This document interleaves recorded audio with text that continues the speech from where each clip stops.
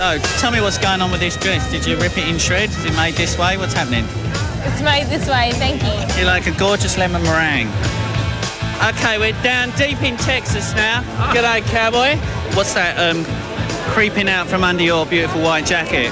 So have you actually left the tents yet, or have you ventured down to the course? I'm about to meander in my Wayne Cooper outfit. Well, watch it, because it's a jungle out there. Hi, boys. Do you reckon you could get your jacket any brighter? Give me a kiss. Thank you so much. There you have it, viewers, an exclusive. I feel like I'm in a fruit bowl.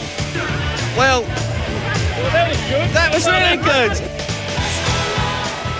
Bit of attitude, hasn't he, as we look for correct weight, or otherwise late scratching was Marouche. And there it is, correct weight on 2, 13 and 5. Let's check the dividends. Number 2, Empress Waltz, 14.20 and 4.30, 13 Granier, 11.60 and 5 Just Divine, 3.80. Quinella, 217.80. Trifecta, 4,856 and the Exacta, 410.80. And what about for David Huxtable here, strapper and trainer of the winner, as we go down to the presentation after the Cannon Sprint? Ladies and gentlemen, I'm tipping it'll be a pretty hot old time on Kangaroo Island tonight after the Cannon Sprint. A terrific win by Empress Waltz. Gives me a great deal of pleasure now to introduce Mr. Shuichi Sukahara, who is the Managing Director of Cannon Australia. Thank you, Craig. Good afternoon, ladies and gentlemen. Cannon is very proud to be associated with Melbourne Cup Day. Now, I am pleased to announce to all of you the winning horse of Empress Waltz. Congratulations to Empress Waltz.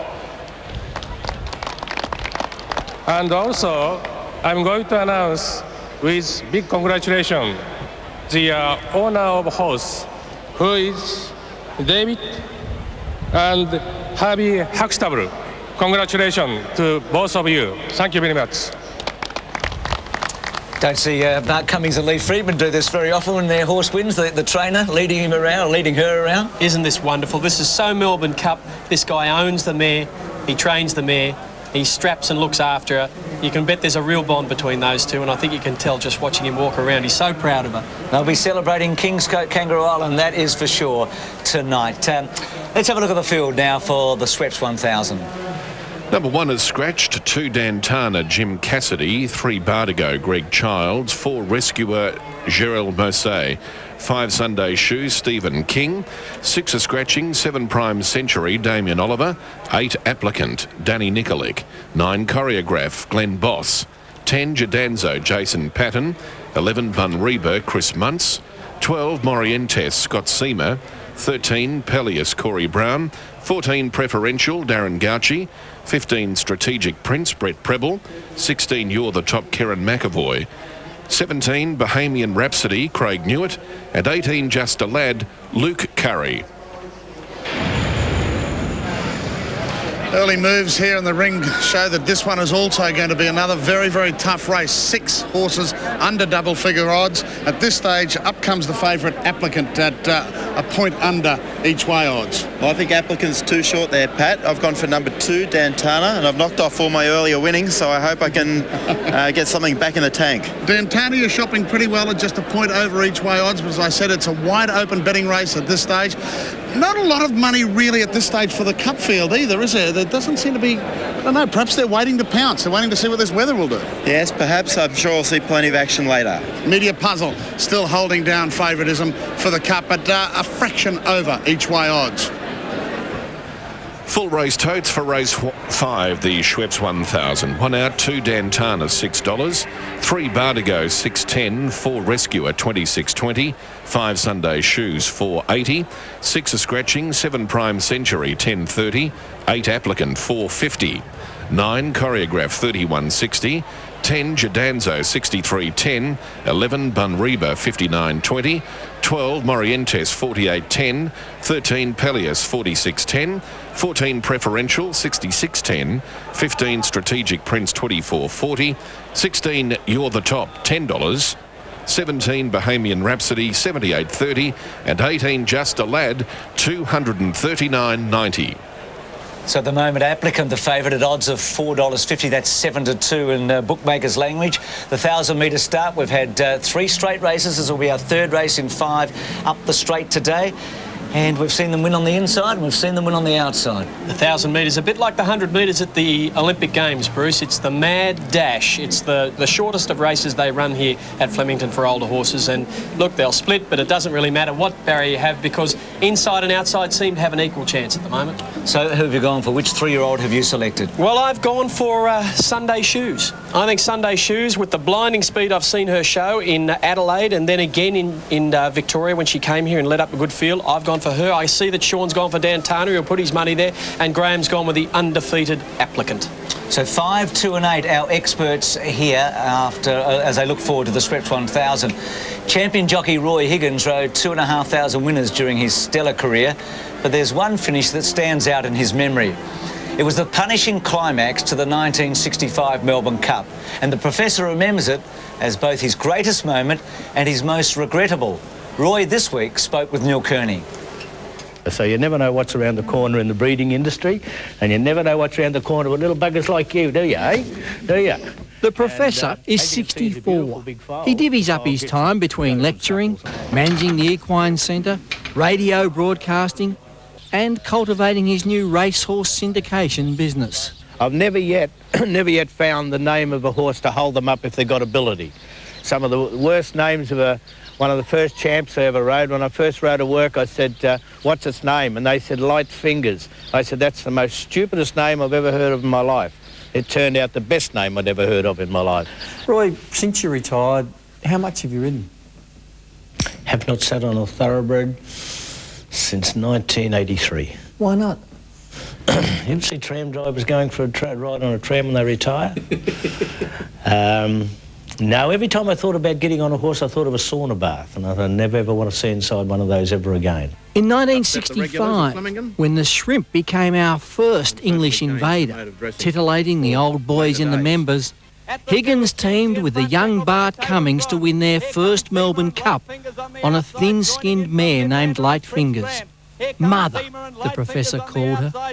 She lugged a record weight and remains his all-time favourite. Light Fingers under the whip, trying to run him down from Yangtze, Midlander, and then Tobin Bronze and Prince Grant. It's Zima in front. Light Fingers throwing out a desperate challenge. Zima about a neck in front. Light Fingers pegging him back. Light Fingers goes to Zima. They hit the line, locked together. Dead heat. A dead heat in the Melbourne Cup. Zima and Light Fingers. Light Fingers, she was small, she was ugly, she was skin and bone, and she was a sour tart. But when you're on her back, she was the kindest thing that a jockey could ever sit on. She could make ordinary jockeys look champions, and that's what sort of horse she was. She was a racehorse in her own right. She'd go out and run races without a jockey. Yes, it's a triumphant return to scale for the First Lady of the Turf, Light Fingers. People loved her. This little ugly mare going out and taking on these great big buxom male champions, and she'd get out there and fight them and beat them. And the public, especially the women, loved her. To be associated with Light Fingers that has given me one of my greatest thrills in racing, and to turn round and win the coveted Melbourne Cup honour, I think I've now achieved something that everyone wishes to achieve, but to achieve it with a horse that you've fallen in love with, that's something else. Well, you called a mother, but do jockeys really love horses? Yes. Like their dogs? I've got photos that I treasure at home of the day, not only because it was the Melbourne Cup, but after the Melbourne Cup at the presentation, she actually came over and put her head underneath my arm, and I was stroking her on the forehead when the presentation was going on. That's how close we got. And I'll never forget, it was a tight finish. It was a die, just a throw at the line finish in the Melbourne Cup. And I must have hit her that hard with a whip, because I was a very strong rider, whip rider. And I remember when I pulled up, I thought I'd won, and everyone else was saying Zaima and all this sort of thing. My main concern was I was rubbing her hind quarters where I'd hit her so hard with a whip, and she was very thin-skinned. All I was going through me, oh, you poor little bugger, that would have hurt. And I just won a Melbourne Cup, you know, so that's what she used to do to me. She's such a great fighter that the harder I pushed, the more courage she seemed to gain, and by the time we got within 50 yards of the winning post, Do you know this filly? It pulled something from I don't know where to get to that winning post. Now I look back on it, I'm not proud to say I was, certainly not proud. And I really like watching the boys today concentrating more on their hands and heels and what they do on the whips, because as I relate back... If you hadn't ridden her that hard and hadn't whipped her, she wouldn't have won the 1965 Melbourne Cup. I'm not too sure about that. Not too sure about that. She was pretty genuine. She would have given her heart and soul anyhow. Do you regret whipping her so hard? Yes. Yeah. I always think back to that when I was coming back to scale the Melbourne Cup. Always. It comes back in my mind every time I look at her, especially with her head down, and I was patting her on the forehead. I go back to that, you know. And I think, well, I won a Melbourne Cup, and boy, geez, I heard something doing it. Seen it over the years having a wonderful thing in racing, affection between a great jockey and a brilliant horse, and Roy Higgins certainly had that with Light Fingers. Let's check the update for the Tue's new Melbourne Cup. Number 1, Vinnie Rose, 790. 2, Jardine's Lookout, 23.60. 3, Dahlia Paw, 31.30. 4, Sandmason, 49.20. 5, Helene Vitality, 33.50. 6, Hatharana, $60. 7, Freemason, 38.20. Scratch 8, Maguire. 9, Fusion, 10.50. 10, Rain Gauge, 10.90. 11, Beekeeper, 10.10. 12, County Tyrone, 82.20. 13, Hale, 52.20. 14, Media Puzzle, 6.10. 15, Mr. Prudent, 42. 16, Pentastic, 34.20. 17, Prize Gem, 61. 18, Victory Smile, 75.70. 19, Cyclades, 33.60. 20, Distinctly Secret, 7.30. 21, Grey Song, 60.20. 22, Thong Classic, 29.80. 23, Miss Melissa, 17.20. And 24, Requiem, 24.50. 6.1 million in the win pool. And the 3 favourites continue to shorten: Media Puzzle, Distinctly Secret, and in particular, Vinnie Rowe. Here's Dr. Harry Cooper to tell us how to spot a winner. Well, you've studied the form, you know the trainer, you know the jockey, but this is the last chance you get to look at the horse. I'm in the parade ring, and I'm a vet. So what's a vet look for in a horse if he's going to back it? It's all about body language. Body language is the condition of the horse, the muscle definition, particularly around the hindquarters.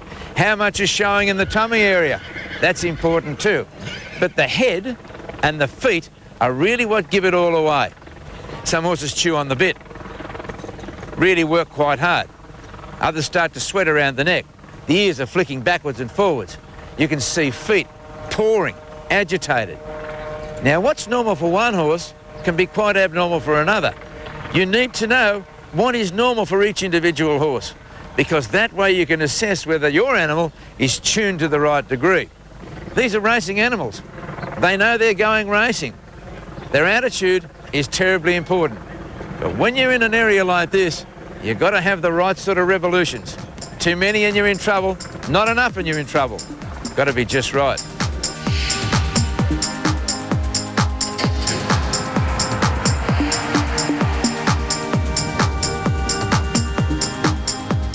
...2002 Australia's Racing Champions. This magnificent print features 3 of Australia's greatest modern thoroughbreds. Ethereal, the shining star of last spring, winner of an unforgettable Cups double. Northerly, the fighting tiger from the west, and the incomparable Sunline, the greatest mare to have raced on Australian soil. Each of these 500 limited edition prints has been personally signed by equine artist Alastair Simpson. This wonderful piece of racing memorabilia is priced at $395. To order, you can phone 1800 889 992 or purchase online at www.sportswatch.com.au. Fabulous crowd here at Flemington, over 100,000 for the Derby Day, first time in history. And who knows today, you'd expect even more. There are 51 race meetings around Australia today, the length and breadth. It's a big day, not just at Flemington and in Melbourne. Let's go up to Randwick and see what they're doing there with Nick McArdle. Bruce, it's a big day here too, and a sensational day, and I am in the presence of greatness. Gene Simmons of KISS fame, welcome along. Hi, Australia. Thanks. Now, you're here for a speaking tour. You're not... We can't say that you're here for the races. You're here for a speaking tour. I am wherever beautiful women are, and if you can tell, if you've had the chance to look around the camp, they are the most beautiful women on the face of the planet. Maybe it's something in your water or your milk, but you're growing beautiful over here. But speaking of potato chips, yes, tonight I'll be at the Sydney Convention Centre doing my Speaking in Tongues tour. Let me kill that. There you go. Did you get him? I did. And tomorrow I'll be in Melbourne at the Palais. And the Speaking in Tongues tour is basically a chance for me to get up there with the fans and espouse my notion of living life to the fullest while you're above ground. And you have lived life to the fullest, haven't you? Oh, yeah. Ask your sister. My sister loved you. I remember, you know, the posters on the ceiling and the posters on the walls. I can't claim to be a Kiss fan, I'm sorry. Well, that's all right. There are too many of us to argue with anyway, so it doesn't really matter. 1 or 2 holdouts is okay. All right, I'm getting the wind-up. A quick tip. Quick tip. Distinctly secret. There you go. There you go, Bruce. Distinctly secret here from Randwick. Number 20 from Gene Simmons. Thanks for that, Nick Mercado. Well, just over a couple of hours to go until the Tui's new Melbourne Cup. We've been going through the contenders. Let's continue to number 13, Hale. We saw him arrive. He was the first horse we saw. He's a Group 1 winner in New Zealand. His last start was 8th in the McKinnon. He ran in the Sydney Cup earlier this year. He ran 6th in that Cup, Bruce, and wasn't a bad run. Before that, he'd won the St Ledger in New Zealand. The Celt is a good race in New Zealand. He ran 3rd in that a couple of starts back. Look, his recent form's been fair. The 8th in the McKinnon, okay. He's the favourite, Media Puzzle. Well, his form has been fantastic. The Geelong Cup win, which you're going to see on screen here, was devastating. Course record time. Damien Oliver in the saddle just sent him to the front. He crushed the opposition this day. Nothing else was a chance, and we saw Requiem, who finished right behind him there in the white cap, battling away. He came out and won the Saab on Saturday. How can you go against this form? Damien Oliver is like family to us. I'll be sticking with family, and I'll be staying with him. Well, they've come and supported Media Puzzle, and why not? He seems to have done so well in Australia, and it was an absolutely brilliant win in the Geelong Cup. Mr Prudent, good run last start, 3rd in the Moonee Valley Cup, and he's a Sydney Cup winner and was 2nd in the Sydney Cup this year. He's like an old war horse, Mr Prudent. He's running those Sydney Cups, he's running Melbourne Cups, Adelaide Cups, he's run everywhere. He's just starting to strike a bit of his old form. The 3rd in the Moonee Valley Cup, as you said, was good. So I'm putting him in as my roughie. I reckon when the whips are cracking and they're all really hurting with about 200 metres to go, old Mr Prudent knows how that feels, and he'll be right there with them. I'm tipping. He's 8 years of age. His trainer's a little bit older than that, George Hanlon. He's with Greg Radley. George Hanlon's won 3 Melbourne Cups. He's got 2 runners today, Rain Gauge and Mr Prudent. How are you feeling today? Confidence up, George? Oh, well, I hope they run well, but I realise it's going to be a very hard field. Yeah. It's very difficult to put the overseas horses, to put them together. But I like that little horse that won at Geelong. I thought his performance, I don't know, the English horses have form, but I doubt whether they'd be any better than that Geelong horse, that Media Puzzle that won there, that won it that well. I thought to myself, it'll run very, it seems to me that it'll be the hardest to beat of the English horses. You've got 2 good stayers though, haven't you? Oh, they're good stayers, and they've done well. They're fitting well, and we'll see what they can. I'm happy with their condition, and I hope they run well. All right. Do you prefer one over the other?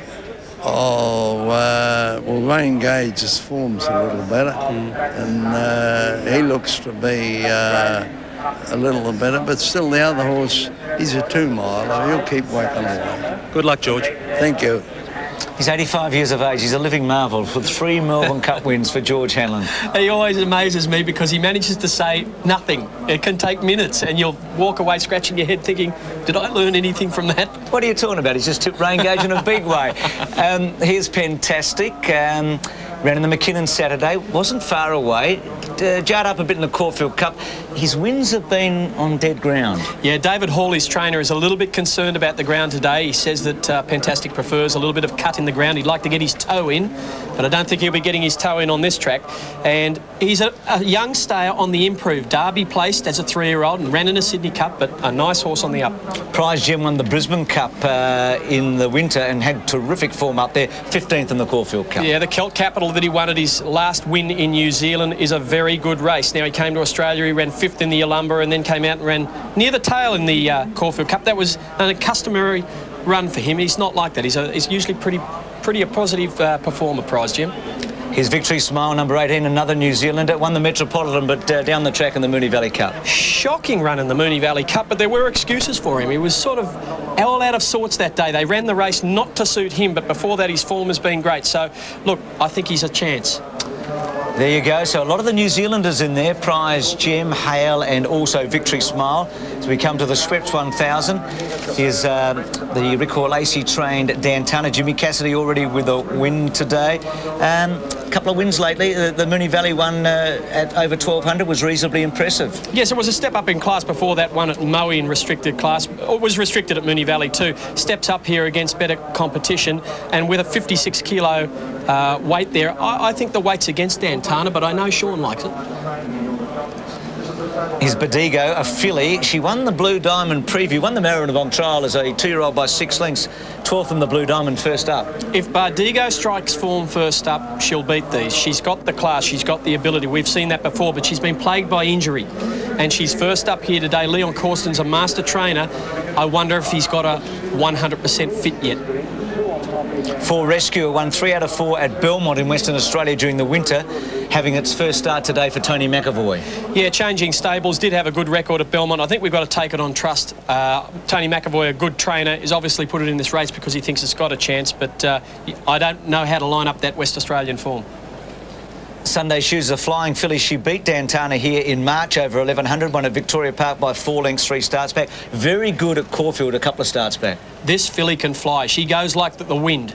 At times a wing on every foot, but she's a little weak. She only just goes the 1,000 metres. I think this is her perfect distance, and I think she'll show him a clean pair. Prime Century had no luck at Moonee Valley, was a very, very big winner at Canberra prior to that by 4.5 lengths over 1,000. Well, has the services of Damien Oliver, and that'll help. He hasn't had much luck this carnival, but he's working his way up to a win. 3rd at Moonee Valley, was in restricted class, and before that a win at Canberra. Stepping up in grade here. Graham Rogerson, very ambitious at times, but knows his horses. Applicant unbeaten, 2 starts for 2 wins, was a short price favourite last start at Caulfield, before that one on a heavy at Geelong. Well, they were both as a 2-year-old at the end of last season. Now she's stepping out as he's stepping out as a 3-year-old, and I think would be a chance if fit and looks fit. 9 Choreograph has been freshened up, last at the Valley last start, but before that one at Caulfield. The Caulfield run was all right, but the recent form's not there. I'm prepared to let Choreograph go by. 10 Jadanzo, a couple of wins at Victoria Park in June, last start 6th to Chester County at the Valley. Yeah, an average effort at its last start, and it led the start before that. It was no match for him. I'll give it the go by too. 11 Bunreba resuming 3rd at Caulfield prior to a spell. That was in a 1,000 metre race. Looked like it might want further. This is only 1,000, so it might be running on well at the end. Lightly raced Morientes, 3-1 at Victoria Park, but finished only 8th. This is an ambitious go. They're bringing it over off an 8th of 9 at Victoria Park in a midweek, so I'm prepared to just watch and see. 13 Peleus, 1 at Geelong, and before that 3rd at Werribee. It's only starts. Well, winning form's good form. It only just got in at Geelong, and this is a horse that could step up. It's on the improve. 14 Preferential, the filly's lost all form. She won the Silver Jubilee in March. It's disappointing when a filly with this much ability just loses form, but her form's right out the window, and I can't see her regaining it here. 15 Strategic Prince, first up was 5th at Moonee Valley behind Dantana. Only won the one race, and that was at Bendigo and a maiden. This is a lot harder than that. Interesting run of this one. You're the top. Bolted in at Seymour by 5 lengths. It did bolt in, and a 5-length winner you've got to respect. I give this a lightweight chance. Kieran McAvoy from Barrier 14, Rick Lacey the trainer. I'm happy with that. The Emergency, Bahamian Rhapsody, 3rd at Moe last start, 3rd at Cranbourne before that. Consistent runner, hasn't run a bad race in a long time. We've seen consistent horses doing well here today. If you've got it, stay with it. And the other Emergency, Just a Lag, gets a run. It had a couple of wins as a 2-year-old at Wagga and Albury. Yeah, trained out of Token Wall, races up in that area around the border, and look, when they come to town, they've got a good record, these border raiders, so keep it safe. So the runners are on their way. Media Puzzle has arrived at the course as the 3-year-olds make their way to the post for the Schweppes 1000. So it's a Media Puzzle who's the $6.10 favourite for the Tue's new Melbourne Cup. How nervous would the strapper be? It's like bringing out a masterpiece painting. You just don't want anyone to touch it or anything to go wrong with it. Media Puzzle looks fine. So no problems with the favourite. Looked all OK. Got off the float safely enough. Jason Dunstall's been making those punters happy today. Well, it's time now to find another winner. We are looking for one lucky recipient, and it's all part of the Tue's new Backing the Punter promotion. Chris, come in here and tell us about your hard luck story in that last race. It was pretty hard luck, yeah. Came fourth, we just won off the pace, so unfortunately, yeah, that's the way it works. So. Well, no joy there, but we're about to make, Chris, an instant winner. And I can just tell you that thanks to Tue's new, we've had a little bit on the winner, Empress Waltz, and it adds up to a nice little tidy sum for you of a cool $5,000 in a cheque made out to your name. Can you use that? I could, yeah, that comes in very handy, yeah. Well, I think we found another very happy punter here. That takes our running total to over 17,000. The Tue's new Backing the Punter promotion. Of course, they're matching it dollar for dollar with the Trout Relief Appeal. He's a little bit nervous, the boy here. So if you can make a donation, it would be very, very gratefully accepted. The number is 1800 056 066. Thank you very much, yeah.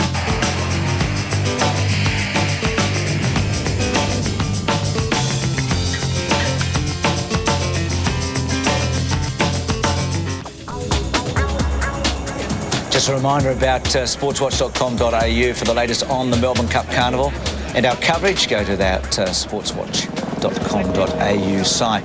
Again, the huge crowd there, the cars and the car parks surrounding and the marquees as we come in closer to the 1,000 metre start for the 3-year-olds, the Sweps. A race here with $81,000. Race 5 on a 10-race program. The Tue's new Melbourne Cup at 3:10 local time. Race number 7. Gates will be closed and runners are about to come up. This is where the starter gets a bit nervous. 1,000-metre races, these horses are fired right up. This is where you could see trouble in the gates. Let's just hope it's a good start. Saw Bardigo a moment ago, number 3. It's been really well backed here. There it is. Still Applicant's the favourite, but Bardigo's in 2 points. The punters must have looked at Bardigo in the mounting yard and figured out that she looks fit enough to win. You're the top's gone in. Very, very impressive at Seymour. First up, before that a run at Sandown. Here's Judanzo, fast horse. Here's the favourite, Applicant. Applicant undefeated as a 2-year-old. First up here is a 3-year-old, and we just have to take it on those 2-year-old runs. Obviously talented, trained on the track. Lloyd Williams, the owner's had a couple of successes in Melbourne Cups in the past.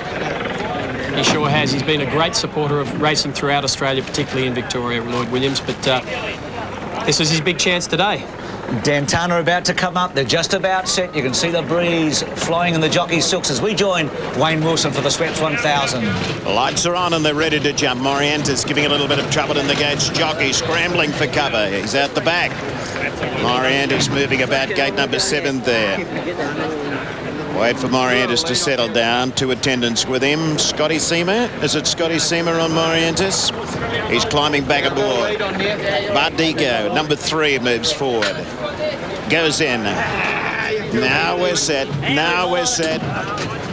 Got nothing here. Prime Century drawn the centre of the line. Morientes, he's not quite settled on Morientes. Sunday Shoes, gate 3. She's Dancy. Right, stand by. Line looks good now. Right. Okay, boys. Racing. Sunday Shoes began brilliantly up the inside. She's showing a good turn of speed in the early part. Preferential's going fast as well. Morientes began nicely. Judanza Bohemian Rhapsody showing a good turn of foot as well. Coming to the outside, there's 5 out there, and Dantana shows the way. It's Dantana in front of Applicant. He's gone to the outside. Judanza is just behind them. You're at the top. The Lacey horses are on the outside, and Just a Lad is back behind them. Sunday Shoes is leading the flat side. They've got 400 metres to go. Sunday Shoes is a